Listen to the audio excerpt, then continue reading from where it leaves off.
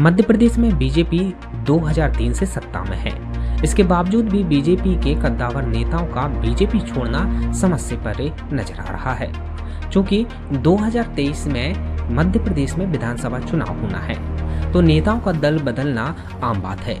लेकिन दतिया में बीजेपी के कद्दावर नेता व पाठ्य पुस्तक निगम के पूर्व उपाध्यक्ष अवधेश नायक ने विगत दिनों लगभग 250 कार काफिले व समर्थकों के साथ भोपाल पीसीसी चीफ कमलनाथ के समक्ष बीजेपी को छोड़ते हुए कांग्रेस का हाथ थामा है। आपको बता दें कि अवधेश नायक आरएसएस व लंबे समय से बीजेपी से जुड़े हुए थे। औपचारिक चर्चा के दौरान श्री नायक ने बताया कि दतिया में भय और डर का माहौल है। बीजेपी ने अटल जी की नैतिकता को छोड़ दी है, जिससे हमें बीजेपी को छोड़ना पड़ा। आप सब अच्छे से जानते हो कि मैं तो पुराना ही आपका साथी हूँ। मैं पत्रकार रहा हूँ और काफ़ी लंबे समय तक पत्रकारिता की है। आप लोगों से शायद में औपचारिक रूप से ही बातचीत करने का मन हुआ। आप सबको बुलाया है। आप सबको ज्ञात है, जानकारी है कि इसी 6 अगस्त को मैंने भारतीय जनता पार्टी छोड़कर कांग्रेस की सदस्यता ग्रहण की है और कांग्रेस की सदस्यता ग्रहण करने का जो बड़ा कारण रहा, वह भी आप सब दतिया के पत्रकार मित्रों की जानकारी में है, संज्ञान में है। दतिया में जिस तरीके से 2008 से वर्तमान में गृह मंत्री आए और उस समय दतिया के विधायक बने, मैंने उनके खिलाफ उस समय चुनाव लड़ा था। 2013 आया तो 2013 तक मेरा और उनका राजनीतिक संघर्ष निरंतरता के साथ जारी रहा।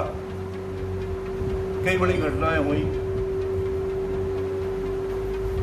2013 में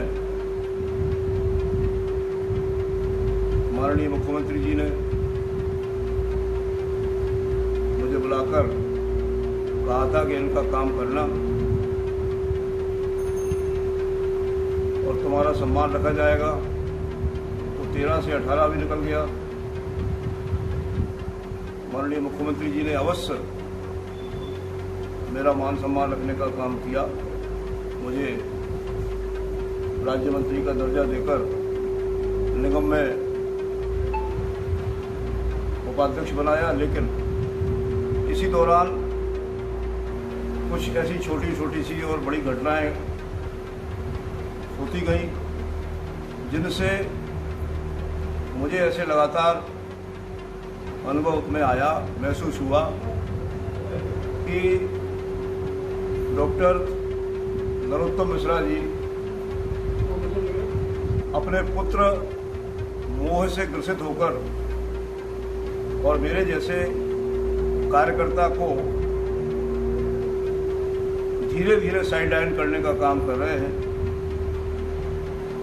और इसका बड़ा प्रकटीकरण जो हुआ वो यह हुआ कि 2018 का जब चुनाव परिणाम आया तो 2018 के चुनाव परिणाम में वो उनके अत्यंत कम मतों से विजयी हुई। उस विजय का ठीकरा उन्होंने मेरे सिर पर फोड़ दिया कि अवधेश नायक ने भीतरघात किया और इस वजह से जो है मैं केवल 2,2400 वोटों से जीत पाया, नहीं तो मैं 25-30 हज़ार वोट से चुनाव जीतता। और उसके पश्चात उन्होंने लगातार संगठन के कामों में जिले के बाहर तो वो नहीं रोक पाए, लेकिन जिले में संगठन के कामों में मेरी उपेक्षा की। किसी भी बैठक में, किसी भी कार्यक्रम में मुझे नहीं बुलाया गया। मैंने कभी सहज भले में जिला अध्यक्ष या किसी अन्य संगठन के पदाधिकारी से पूछा तो उन्होंने कहा कि भाई साहब हम मजबूर हैं, मंत्री जी नहीं चाहते हैं कि आपको बुलाया जाए।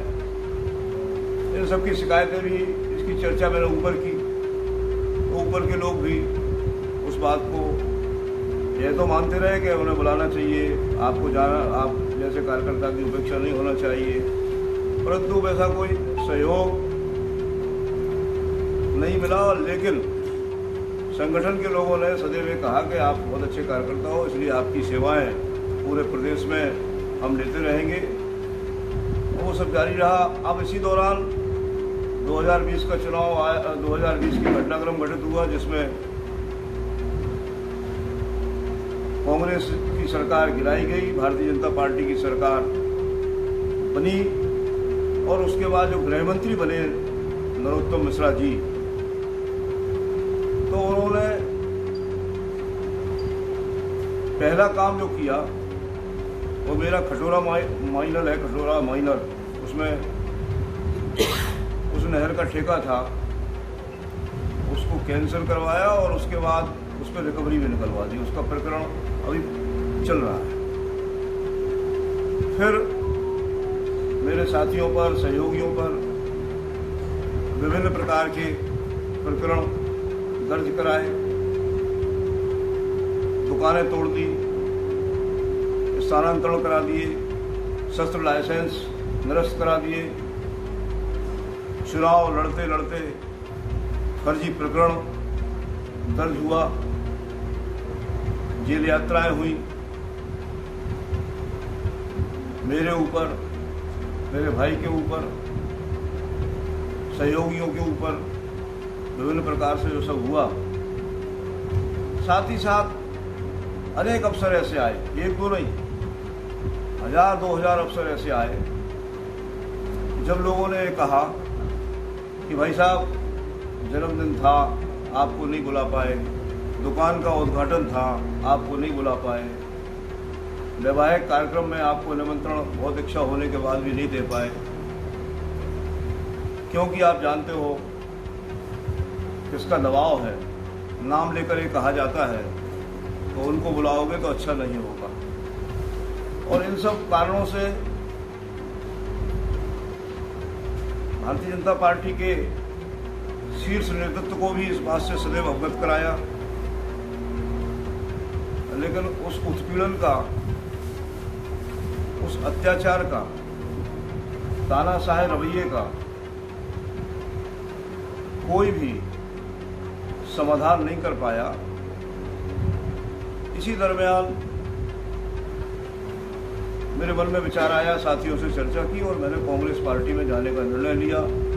माननीय दिग्विजय सिंह जी और माननीय कमलनाथ जी दोनों से भेंट हुई और उन दोनों ने कहा कि हम तो ये चाहते ही है कि आप जैसे अच्छे लोग कांग्रेस में आएं और कांग्रेस के साथ संघर्ष करते हुए न केवल मध्य प्रदेश बल्कि दतिया में जो अन्याय, अत्याचार, शोषण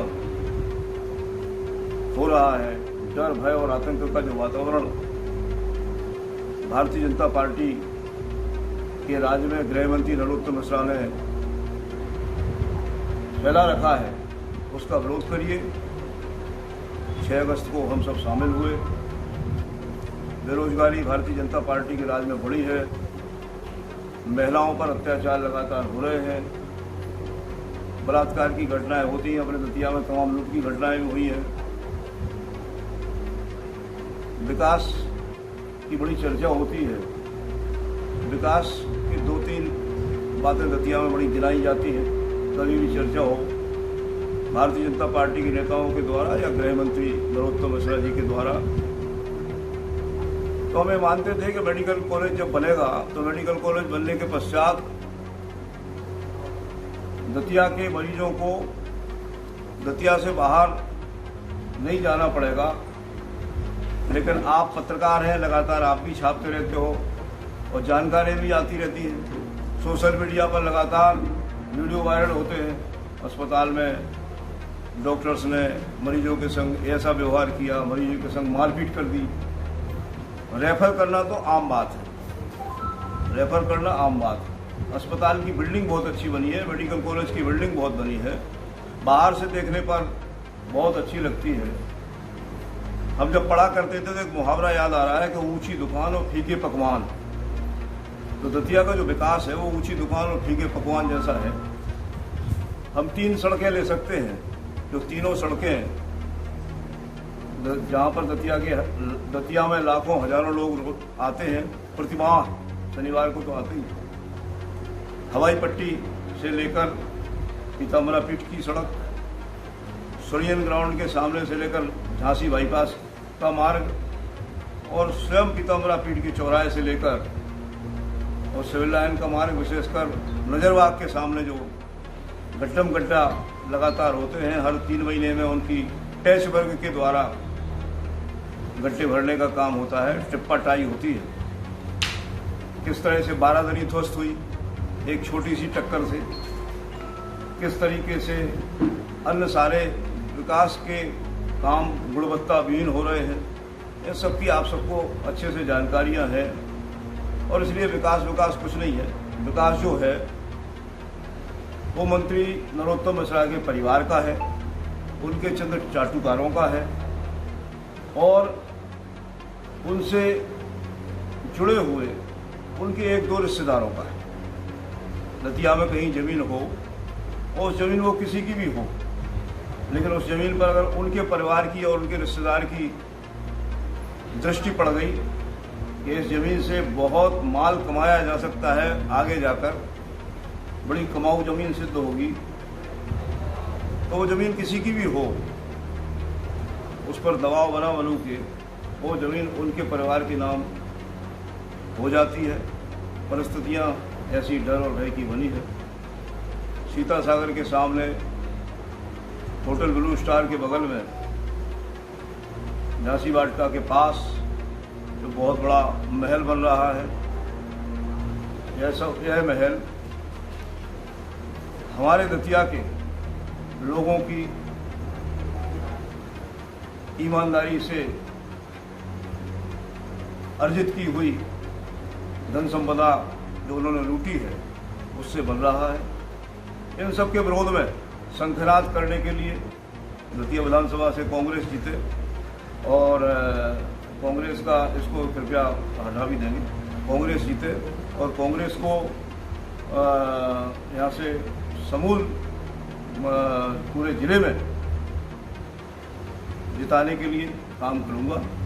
इसके लिए दतिया विधानसभा में कांग्रेस के माननीय मुख्यमंत्री के पद के जो हमारे दावेदार हैं, घोषित हमारे नेता हैं कमलनाथ जी, उनके जो 5 उनकी घोषणाएं हैं, उन घोषणाओं के प्रचार प्रसार के लिए, दतिया में डर भय के आतंक की समाप्ति के लिए, दतिया के किसानों को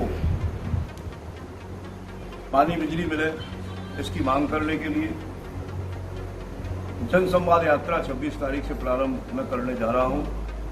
और यह जनसंवाद यात्रा पूरे विधानसभा क्षेत्र में 26 तारीख से प्रारंभ होकर पहुंचेगी। 3 दिन का इसमें शेड्यूल होगा। 3 दिन के बाद 1 दिन की छुट्टी होगी और उसके बाद पुनः 3 दिन कार्यक्रम होगा। आप सब भी इसमें सहयोगी बने, आप सबकी इसमें मुझे सहभागिता मिले। आप सबको इसी निमित्त आज आमंत्रित किया था। भारतीय जनता पार्टी ने पूरे प्रदेश में जिस तरह का माहौल बनाया है, आप देख रहे हो कि रोजाना समाचार आ रहे हैं।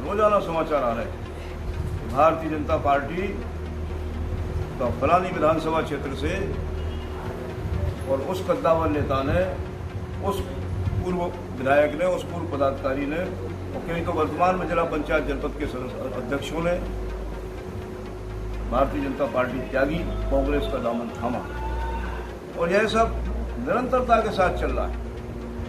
यह इस बात का द्योतक है, इस बात का परिचायक है कि मध्य प्रदेश से भारतीय जनता पार्टी